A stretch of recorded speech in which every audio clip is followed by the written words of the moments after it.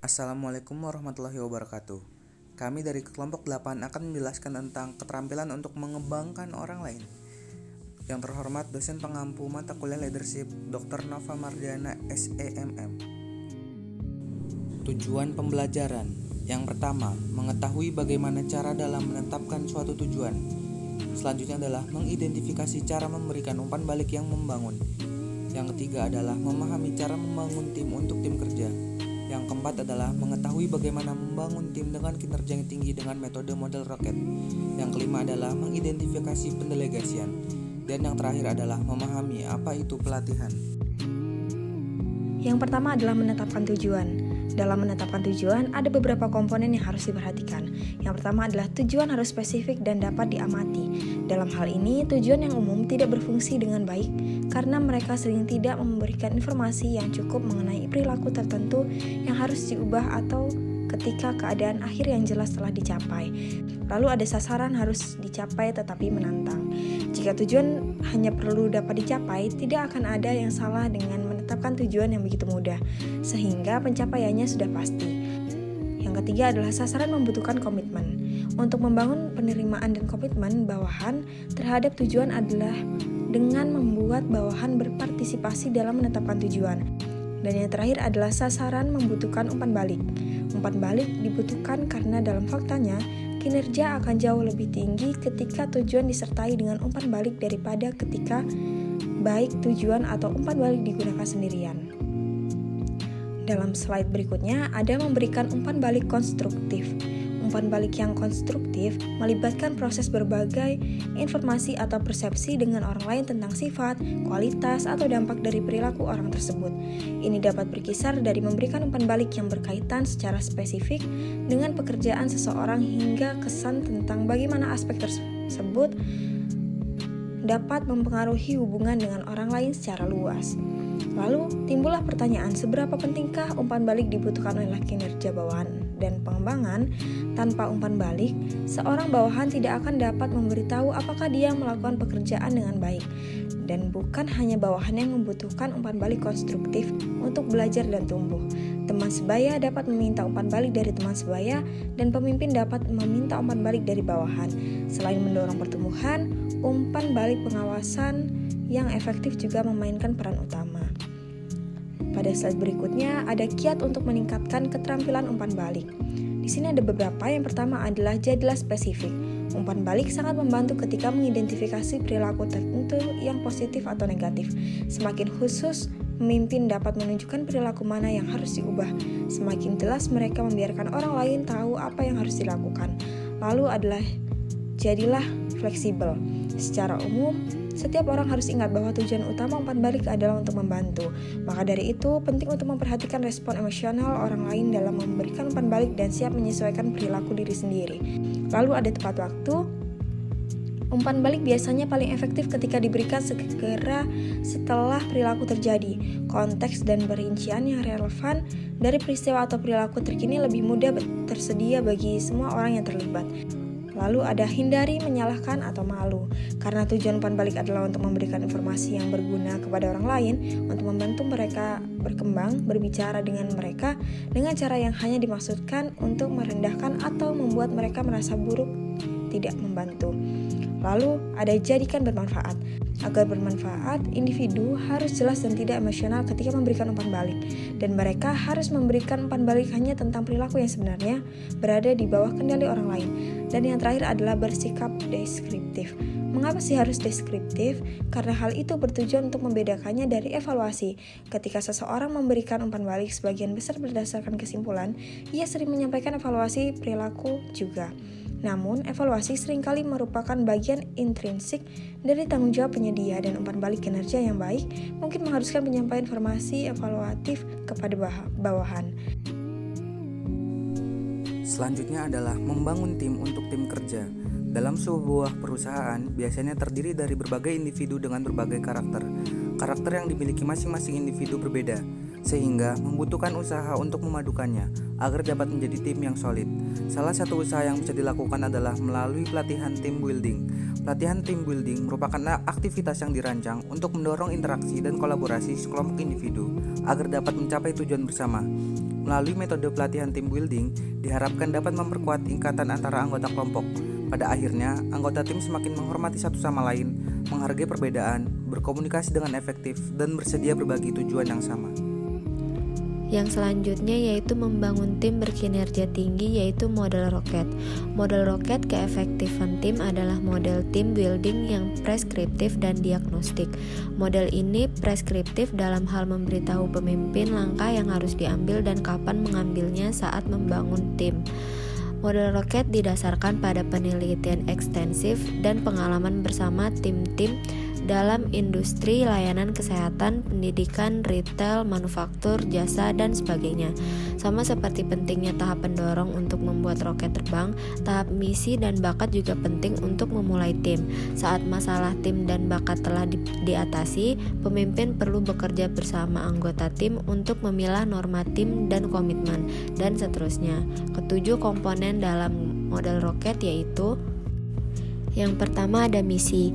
Misi tim akan memainkan peran besar dalam menentukan jumlah dan keahlian orang yang diperlukan untuk mencapai hasil atau bakat, aturan tim dalam bekerja atau norma, dan perlengkapan serta biaya yang diperlukan atau daya. Karena misi memainkan peran yang begitu penting dalam membangun tim, pemimpin dengan tim berkinerja rendah sering menganggap penting untuk pertama-tama mengulas kembali tujuan, target, dan standar kinerja tim saat berusaha meningkatkan kinerja tim. Lalu yang kedua ada bakat. Keahlian tim dapat dikembangkan melalui bimbingan, program pelatihan, sesi uji praktik, dan lain-lain. Jika pemimpin tidak bisa memilih anggota tim, sangat penting bagi mereka untuk menilai dan mengembangkan keahlian yang diperlukan untuk mencapai tujuan tim tersebut. Yang ketiga ada norma. Aspek dari norma yang perlu diperhatikan yaitu keputusan yang diambil tim, cara mereka mengambil keputusan, berapa sering dan berapa lama melakukan rapat, dan seterusnya. Seluruhnya harus didorong oleh tujuan dan target tim. Tim berkinerja tinggi juga memiliki aturan yang jelas mengenai rapat dan pertanggungjawaban anggota tim. Lalu yang keempat ada komitmen. 3 cara dasar pemimpin dapat membangun komitmen, yaitu yang pertama mengembangkan visi atau tujuan yang luar biasa, yang kedua memiliki kredibilitas tinggi, yang ketiga melibatkan anggota tim dalam proses penetapan tujuan standar dan aturan. Lalu yang kelima ada daya. Untuk meningkatkan komponen daya dari model roket, pemimpin tim perlu menentukan jika mereka memiliki keleluasaan pengambilan keputusan dan sumber daya yang mereka perlukan untuk mencapai tujuan kelompok. Lalu yang keenam ada semangat. Tim dengan semangat tinggi cenderung dapat secara efektif mengatasi konflik antar pribadi dan memiliki tingkat keutuhan tinggi. Salah satu cara pemimpin dapat meningkatkan semangat adalah dengan bekerja sama dengan anggota tim untuk menentukan aturan dalam mengatasi konflik tim. Lalu yang terakhir ada hasil. Tim berkinerja tinggi adalah mereka sering membangun rencana aksi yang dapat dijalankan dengan kerangka waktu yang jelas serta pihak-pihak yang bertanggung jawab untuk mencapai hasil. Rencana ini termasuk titik tolak dan ukuran kunci, dan tim yang baik secara teratur meninjau ulang kemajuan tim dan merevisi rencana tim sesuai dengan hasil tinjauan tersebut. Selanjutnya adalah pendelegasian. Delegasi adalah cara yang relatif sederhana bagi pemimpin untuk membebaskan diri mereka dari tugas-tugas yang memakan waktu. Delegasi memberi kesempatan berkembang bagi para pengikut dan meningkatkan jumlah tugas yang diselesaikan oleh kelompok, tim, atau panitia kerja. Namun demikian, delegasi sering diabaikan dan kurang digunakan. Delegasi mengandung kesan bahwa seseorang diberdayakan oleh pemimpin, atasan, atau pelatih untuk bertanggung jawab menyelesaikan tugas tertentu atau terlibat dalam kegiatan tertentu.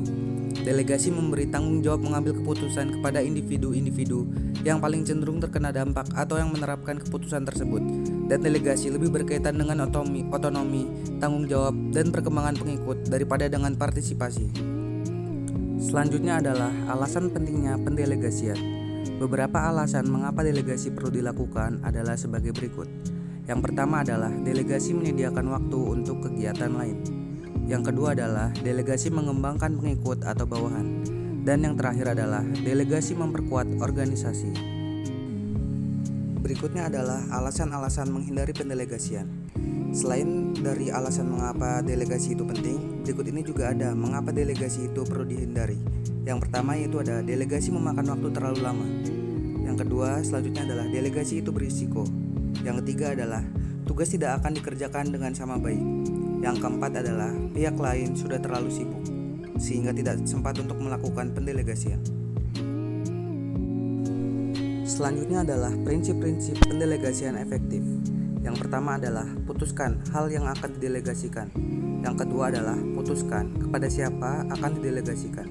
Yang ketiga adalah buat tugas yang jelas dan spesifik. Yang keempat adalah berikan tujuan, bukan prosedur. Yang kelima adalah beri kesempatan untuk mandiri tetapi tetap pantau kinerja. Dan yang keenam adalah berikan pengakuan dan jangan menyimpangkan kesalahan. Baik, selanjutnya pelatihan. Faktor keberhasilan utama dalam kebanyakan organisasi saat ini adalah memiliki pemimpin dan pengikut dengan pengetahuan dan keahlian yang tepat.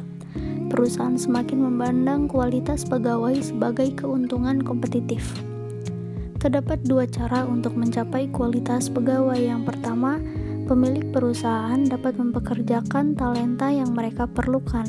Yang kedua, mereka dapat membangun talenta yang sudah mereka miliki melalui program pengembangan dan pelatihan. Kebanyakan pemimpin terlibat dalam semacam pelatihan informal. Tetapi, sebagus apa sih mereka dalam melatih? Terdapat dua pemikir terkemuka yang membahas ini adalah Peterson dan Hicks. Mereka menerangkan pelatih yang baik mengarahkan dan bukan mendikte perkembangan. Pelatih yang baik membantu pengikut menerangkan tujuan karir mereka, mengidentifikasi dan menyusun prioritas kebutuhan pengembangan, menciptakan dan berpegang pada rencana pengembangan. Selanjutnya, menempa kemitraan. Dalam menempa kemitraan, pemimpin juga dapat memberikan saran karir yang realistis terhadap keahlian dan kesempatan mereka. Contohnya, orang yang baru lulus dari program MBA terbaik mungkin ingin menjadi rekan dalam perusahaan konsultan setelah 2 tahun bekerja di sana. Tetapi kebijakan perusahaan mungkin menentukan ia tidak akan menduduki posisi itu sebelum bekerja selama setidaknya 8 tahun. Pelatihnya harus memberitahunya mengenai kebijakan ini, menyusun rencana bersamanya mengenai serangkaian target karir jangka pendek yang akan membantunya mencapai posisi rekan dalam 8 tahun. Selanjutnya, menumbuhkan keahlian, menciptakan rencana pengembangan dan pelatihan. Setelah kebutuhan pengembangan yang dilatih telah diidentifikasi dan disusun prioritasnya, mereka perlu membuat rencana pengembangan untuk mencapai kebutuhan yang ditargetkan. Memberikan peran penting bagi yang dilatih dalam merencanakan pengembangan akan meningkatkan komitmen mereka terhadap rencana tersebut. Selain rencana pengembangan, pemimpin harus membuat rencana pelatihan yang menerangkan tindakan yang akan mereka ambil untuk mendukung perkembangan binaan mereka. Selanjutnya, mengajarkan kegigihan, membantu pengikut tetap mengikuti rencana mereka. Ada beberapa langkah perencanaan pengembangan secara khusus dirancang untuk mengarahkan kegigihan. Sebagai contoh, memastikan kesesuaian antara tujuan karir dan pengembangan, memperoleh umpan balik dari berbagai sumber secara reguler, dan perenungan bersama rekan dapat membantu binaan agar fokus pada pengembangan mereka. Pemimpin juga dapat membantu mengajarkan kegigihan dengan memanfaatkan momen-momen pelatihan. Selanjutnya, berbagi kecakapan, menciptakan iklim pembelajaran. Untuk membangun kualitas pegawai, pemimpin perlu menciptakan iklim pembelajaran sehingga pengembangan pribadi menjadi proses yang terus berlanjut daripada sekedar menjadi kegiatan sekali selesai. Pemimpin dapat menciptakan iklim pembelajaran dengan meninjau perkembangan pengikutnya secara reguler. Salah satunya adalah dengan membuat pemimpin dan pengikut rekan pengembangan. Maka keduanya dapat memberikan umpan balik secara reguler serta dukungan. Dan yang terakhir adalah kesimpulan. Berikut ini adalah kesimpulan dari materi yang telah kami sampaikan. Sekian dan terima kasih.